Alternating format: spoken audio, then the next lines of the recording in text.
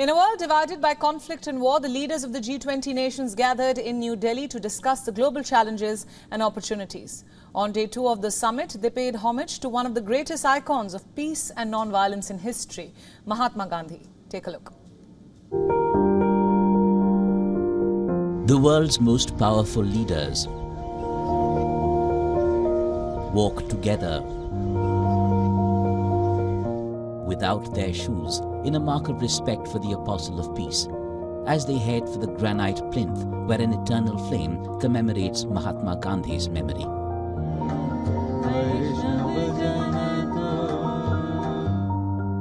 The G20 leaders visited Raj Ghat, the memorial of Mahatma Gandhi, who was assassinated in 1948 after leading India's independence movement against British colonial rule.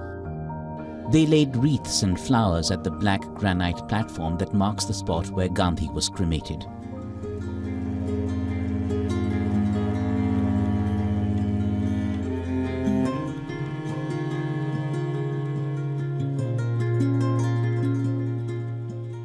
The gesture is a symbolic recognition of Gandhi's legacy and his relevance in today's world.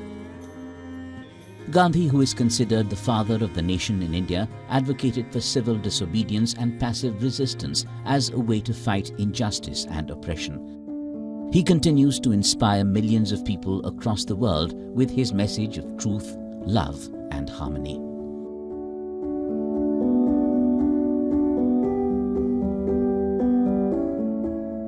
Indian Prime Minister Narendra Modi gifted the leaders shawls. These are made of khadi, a hand-spun fabric that was promoted by Gandhi as a symbol of self-reliance. The visiting G20 leaders now head back to their nations with a consensus on working together to address global issues such as economic recovery, health, security, and sustainable development. The somber visit to Raj Ghat would perhaps inspire them to follow Gandhi's path and introspect towards creating a more peaceful, just and prosperous world. Bureau Report, WION World is One. Now to talk about the G20 highlights and a lot more, we are now being joined by Uluç Uzulkar, who is a former Turkish ambassador to Libya and France. He joins us live from Istanbul. Ambassador, welcome to WION World is One.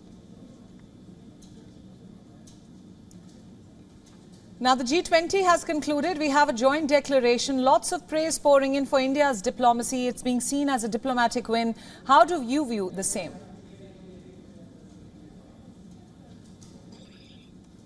Well, first of all, I'd like to congratulate you for having a new title for the country, returning back to the 18th century as well, to the origins, Bharat Republic.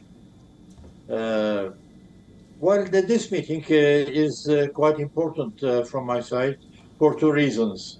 This is the 18th time that the leaders are coming together and discussing international issues. But in none of these meetings, it was possible for them to reach a consensus. So they were only exchanging views on different topics. And then in the end, beyond the exchange of ideas and views, nothing was happening. This time, there is a declaration in which there are really a goodwill approach to many problems in the world. And thanks to Mr. Modi, the Prime Minister, as well to India, that this has happened. But at the same time, there have been two missing persons, as you know, Xi Jinping and Putin could not join in. But in the end, when I look at the results that we have achieved in the meeting, for the first time, Russian cereal exports was also agreed upon. And until now, we were always talking about Ukrainian corridor in the Black Sea region to export to the world and to prevent that people die hungry and without doing anything. But for the first time, in the declaration, it is cited that Russia's position in that respect should also be respected, Right. and that the cereal from Russia would also be exported for the same purpose. Right, Ambassador, I And want this to is talk a good about... signal. Right, that's a very valid point, and I want to talk about Turkey now. President Erdogan, who has tried to play peacemaker in this war in the past, has said, he said this moments ago at the G20, and I'm quoting him, he said that we believe that any initiative that isolates Russia is bound to fail. Clearly, he's saying that there was no way to get Russia to sign on by calling it the aggressor. What do you think about that? Well, he also made a declaration, as you would remember, after the Sochi meeting in Sochi with President Putin. He said he addressed the Ukrainian president, and he said, with the actual stance in your political approach to the problem, it is not possible to achieve anything. So please, remain a little bit more respectful for the others as well, and without bringing any kind of a fighting in the discussions that you have between yourselves. Let it calm it down. So there are two things that we should respect in this context.